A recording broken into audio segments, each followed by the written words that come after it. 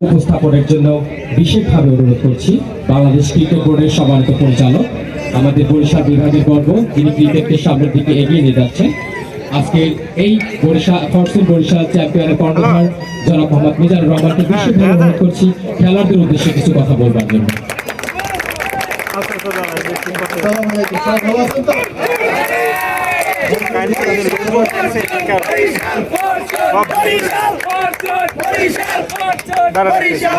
আজকে সবার সম্মানিত সভাপতি একটু পিছন দিয়ে সাইড দেন ভাই, এটা দিয়ে লাইভ দিতেছি তো এই নেটওয়ার্কটা পাচ্ছেন ভাই, একটু সাইড দেন ভাই, এই এন্টিনাটা দিয়ে একটু সাইড দেন ভাই, এই দিকে দিয়ে নেটওয়ার্ক যাচ্ছে না, লারে দিচ্ছি ছিলেন সকল ভাই বোনেরা, প্লেয়ার বন্ধু, ইলেকট্রনিক মিডিয়া ভাই বোনেরা, আসসালামু আলাইকুম।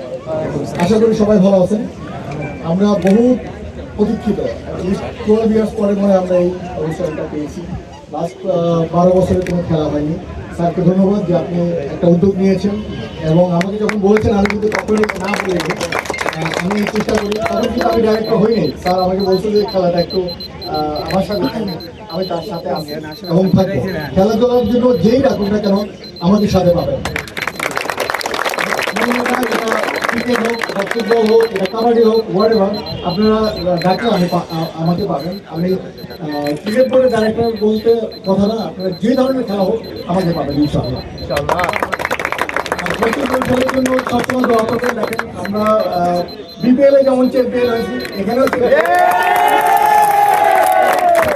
ভালো লাগছে যে আমাদের দুটো টিম, টাউনের দুটো টিম ফাইনালে গিয়েছে।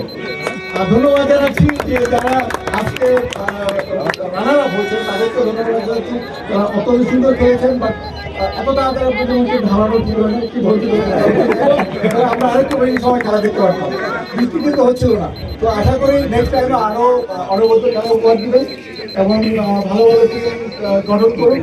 এই প্রত্যাশা রেখে বাংলাদেশ ক্রিকেটের যে উন্নয়ন ঘটে, এই প্রত্যাশাকে আমি আমার বক্তব্য শেষ করছি। ধন্যবাদ সবাই।